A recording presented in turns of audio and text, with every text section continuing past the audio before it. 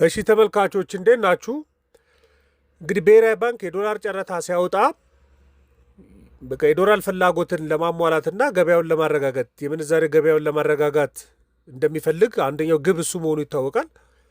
ሁለተኛው ግብ ግን ዋጋ ንረትን ለመቀነስ ብርንም ከገበያ ለመሰብሰብ ይፈልጋል እና በእነዚህ 25 ቀናቶች እንኳን ከ155 ቢሊዮን ብር በላይ ከገበያ ሰብስቧል። ምክንያቱም ላለፉት 25 ቀናቶች 1 ቢሊዮን ዶላር ነው ለጨረታ ያወጣው። ሁለት ጊዜ 500 አንድ ጊዜ 70 ሚሊዮን ስላወጣ ማለት ነው። እና ባንኮችም ያላቸው ፍላጎት 19ኛው ጨረታ ላይ የትናንትናው ጨረታ ላይ ቀንሷል። ፍላጎታቸው 500 ቀርቦ 455 ሚሊዮኑን ነው የወሰዱት። 44 ሚሊዮኑን አልወሰዱም። አንዱ ምክንያት ተብሎ የሚጠቀሰው ምንድን ነው? እንግዲህ ብርም አይኖራቸውም የዛን ያህል ለመግዛት። ምክንያት ተደራራቢ ጨረታ ስላለባቸው በቂ ብርም እጃቸው ላይ አይኖራቸው እና ይሄ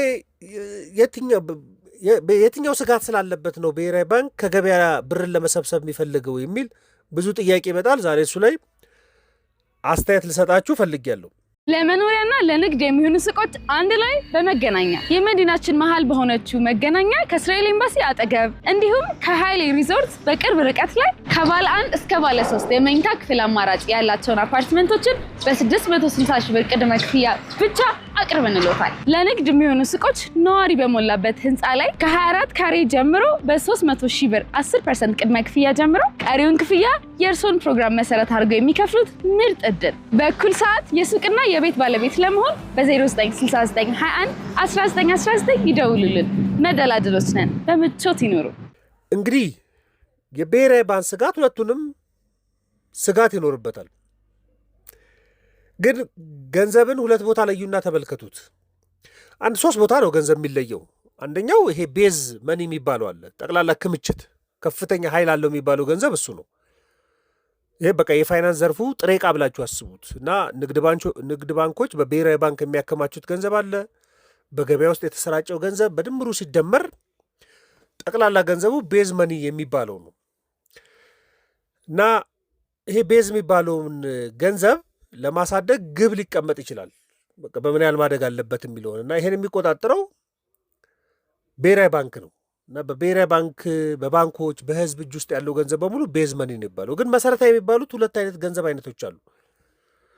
ብሔራዊ ባንክም ከገበያም ከባንክ ቤቶችም መሰብሰብ የሚፈልገው ሁለቱ አይነት ገንዘቦች አሉ። አንደኛው ናሮ መኒ የሚባለው በኢኮኖሚክስ ኤም1 ይባላል፣ ወይም ደግሞ ጠባቡ ገንዘብ። ይሄ ማለት አሁን ሁላችሁም እጃችሁ ውስጥ ኪሻችሁ ውስጥ ያለው ገንዘብ ማለት ነው። እና ባንክ ቤት ውስጥ ያስቀመጣችሁት ገንዘብ፣ ቁጠባችሁ ውስጥ ያስቀመጣችሁት ገንዘብ ኤም1 የሚባለው እሱ በቃ ለግብይት ያለ ገንዘብ፣ እዛ የምትቆጥቡት ገንዘብ። ይህን ገንዘብ እንደው ለደሞዝ መክፈል ሊጠቅም ይችላል፣ ለሸመታ ሊጠቅም ይችላል። በቃ ለዕለታዊ ግብይት የሚያገለግል ነው። መንግስትም ለስራ ማስኬጃ ብሎ የሚይዛቸው ገንዘብ ይሄ ብር በየዕለቱ ሲታተም የምትመለከቱት። ለምሳሌ አሁን ኤቲኤም ሄዳችሁ ብታወጡ አዲስ ብር ልትመለከቱት ትላለች። እሱ ናሮ መኒ ነው። ኢትዮጵያ ኢኮኖሚ ውስጥ ያለው መረጃ እስካሁን እንኳን ጣራውን ብንመለከት ከ100 ቢሊዮን ብር አይበልጥም። በካሽ በወረቀት ያለው ገንዘብ ማለት ነው። እሱ ብዙ ማሳሰቢያ አይደለም ለኢትዮጵያ ኢኮኖሚ። የኢትዮጵያ ኢኮኖሚ አሁን ወደ 117 እና 120 ቢሊዮን ዶላር ነው እንኳን ብንል ከ18 ትሪሊዮን ብር በላይ የሚሸከም ጠቅላላ ሀገራዊ ምርት ነው ያለው። ከዚህ ውስጥ 100 ቢሊዮን ብር ማለት በጣም ትንሽ ብር ነው። የሚታተመው ገንዘብ ማለት ይሄ ነው። ይህንን በተለያየ ምክንያት ብሔራዊ ባንክ ሊሰበስብ ይችላል። ለምሳሌ ጨረታ ሲያወጣ ባንኮች ለጨረታ የሚከፍሉት ኬት ያመጡትን ነው? ከገበያ የሰበሰቡትን ነው። እያንዳንዶቻችሁ የቆጠባችሁትን ሰብስበው ነው ለብሔራዊ ባንክ የሚሰጡት። ስለዚህ ናሮ መኒው ከገበያ ይሰበሰባል ማለት ሰዎች የቆጠቡትን አሳልፈው ይሰጣሉ። በኋላ እስኪተኩት ድረስ የወሰዱትን ደግሞ ዶላር ለኢምፖርተሩ ሲሰጡት ከኢምፖርተሩ ብር ነው የሚቀበሉት። የዛን ጊዜ ሊሽከረከር ይችላል። ግን ናሮ መኒ የሚባለው እሱ ነው እና ይሄ ለቀጥታ ለግብይት ስለሚውል ዋጋ ንረትን የማሳደግ አይነት ባህሪ ያለው። ግን ከዚህ ደግሞ የተለየው አለ። ይሄንን በ3 እጥፍ በ4 እጥፍ እስከ 10 እና ከዛ በላይ እጥፍ የሚያበራክተው ደግሞ አንድ ሌላ ምክንያት አለ። ብሮድ መኒ የሚባለው ማለት ነው፣ ሰፊው ገንዘብ። አሁን እሱ እጃችሁ ላይ ያለው ካሽ፣ ባንክ ቤት ውስጥ ያላችሁ ቁጠባ፣ ሰዎች ሄደው ይቆጥባሉ ባንክ ቤት ውስጥ እና እሱ በጣም ይበራከታል።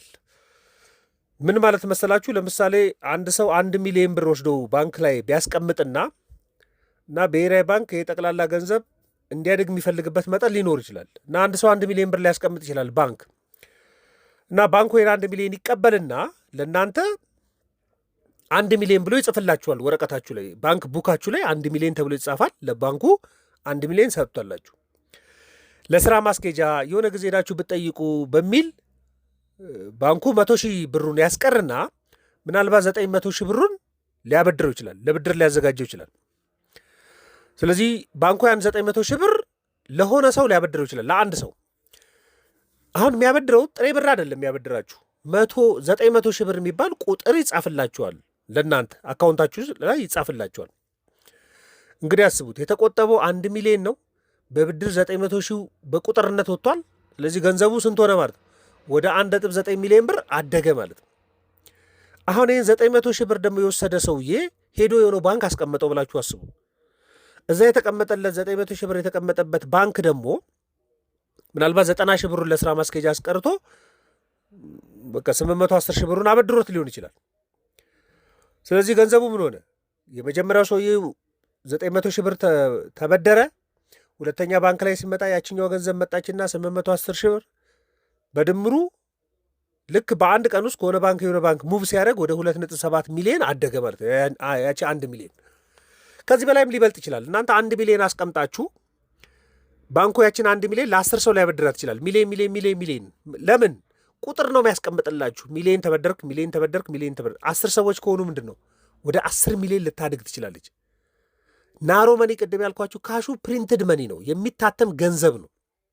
ብዙዎቻችሁ የምትመለከቱት እሱን ስለሆነ አዳዲስ ብር ስታዩ ስጋት ይሰማቸዋል። እሱ በጣም ትንሽ ነው ጠቅላላ ኢኮኖሚ ላይ። ይሄ ብሮድ መኒ የሚባለው ኢትዮጵያ ውስጥ ከ3 ትሪሊዮን ብር በላይ ነው።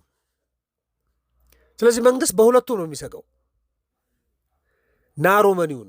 ስለዚህ ብዙ ብድር ሰጡ ማለት ብዙ ቁጥር አስተላለፉ ማለት ነው። አስቡት፣ አንድ ባለሀብት 100 ሚሊዮን ብር የሚባል ቁጥር ቢሰጠውና ቢበደር ኮንስትራክሽን ሴክተር ነው ብላችሁ አስቡ።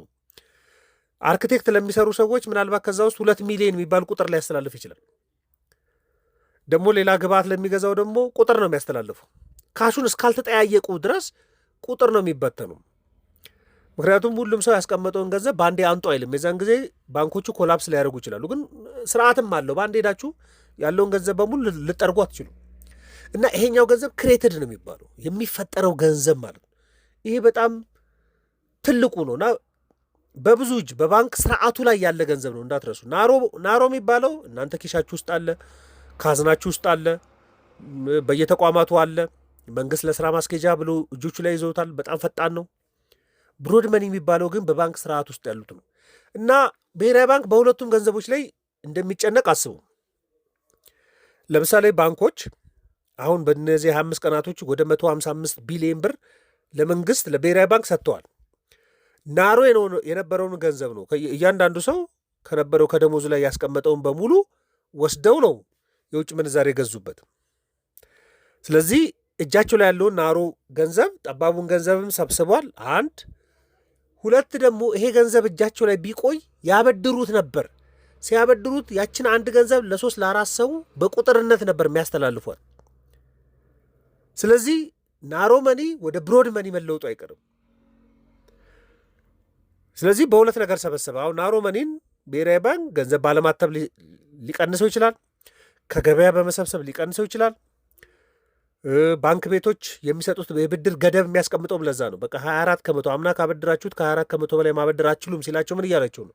ተጨማሪ ገንዘብ ክሬት ማድረግ አትችሉም በብድርነት። ባንኮች በብሔራዊ ባንክ ያላችሁ ተቀማጭ ገንዘብ ማደግ አለበት ሲል ምን እያለ ነው? ከእጃቸው ላይ እየሰበሰበባቸው እኮ ነው። ስለዚህ ሁለቱም ላይ ነው የሚጨነቀው እሱ። ለጊዜው የሚያጡት ግን እነሱ ናሮ መኒያቸውን ከእጃቸው ላይ ያጣሉ። እሱም ማሳደግ የሚችሉ ምን ሲያደርጉ ነው? ቁጠባ በጣም ሲያሳድጉ የተቆጠበውን ገንዘብ ለብዙ ባለሀብቶች ያበድሩታል። ግን ለብዙ ባለሀብቶችን በቀላሉ እያበደሩ ዋጋ ንረት እንዳይባባስበት ምን ያደርጋል? እሱ የብድር ጣራ ቁጭ ያደርግባቸዋል እና ጠቅላላ ማክሮ ኢኮኖሚም ተጽዕኖ ይፈጥርባቸዋል። እነሱ ለምሳሌ ቁጠባ የሚቀንስ ከሆነ ያልቆጠቡትን ቆጣቢ ያልቆጠበውም እያበራከቱ ማበደር አይችሉም። ተመጣጣኝ መሆን ስላለበት ማለት ነው። ለብድርነት በሚወጣው ገንዘብ ልክ ምርት ካልጨመረ ዋጋነት ስለሚባባስ ብሔራዊ ባንክ በትኩረት ነው። ስለዚህ ናሮ መኒውን ካጡት ብሮድ መኒውን አያገኙት፣ የሚያበራክቱትን ገንዘብ ሊያገኙት አይችሉም። ስለዚህ ብሔራዊ ባንክ እየሰበሰበ ያለው ናሮ የሚባለውን ገንዘብ ብቻ አይደለም፣ ከገበያ ላይ ያለን ካሽ ብቻ አይደለም እየሰበሰበ ያለው። ባንኮች ሊያበድሩት የሚችሉትን ሊያበራክቱት የሚችሉትን መልቲፕላየር ነው የሚባለው፣ በቃ ሊያበዙት የሚችሉትንም ገንዘብ እሱ እየከለከለ ነው። ይሄ ተጽዕኖ የለውም ወይ ከተባለ በእርግጥ ተጽዕኖ አለው ኢኮኖሚ ላይ። በቃ የብድር አቅርቦት የሚያንስ ከሆነ በፖሊሲም አንሷል። ኦፍኮርስ ባንኮች የሚያበድሩት መጠን ገደብ ተቀምጧል። ግን ፕራክቲካል ሲታይ ብዙ ብድር ነው ባንኮች እያቀረቡ ያሉት። የገንዘብ ፖሊሲው ሪፖርት የሚያሳየው እሱን ነው። ለዚህ ነው 5ኛ ዙር ግምገማ በተደረገ ጊዜ የገንዘብ ፖሊሲ ኮሚቴው ይሄ 24 ከመቶ ገደቡ በዛው ይቀጥል ብሎ የወሰነው ለዛ ነው።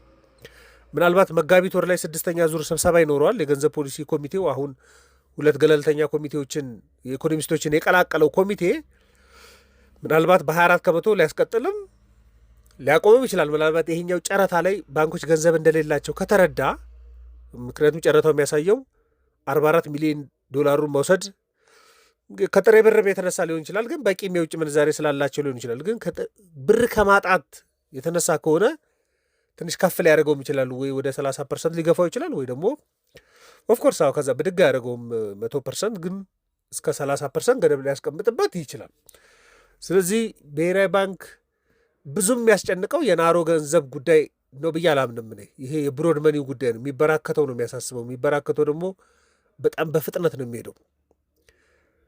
ስለዚህ እሱን እየተቆጣጠረ ነው እንጂ ጠቅላላ ኢኮኖሚ ላይ ብር የሚመጥበት መንገድ በጣም የተለያዩ ናቸው። ስለዚህ ከጥሬ ገንዘቡና ከናሮ ገንዘቡ በላይ ብሮድ መኒውን እንድትረዱት ለማሳሰብ ነው። በጣም ሰፊውም እሱ ነው። ስለዚህ ይህን መረጃ ለእናንተ ለማጋራት ነው። ማንኛውም ሀሳብ አስተያየት ካላችሁ ዘኢትዮጵያ ኢኮኖሚው ቴሌግራምና ፌስቡክ ላይ ልትልኩልኝ ይችላላችሁ። ለነበረን ቆይታ በሙሉ ከልብ አመሰግናለሁ። መልካም ቀን።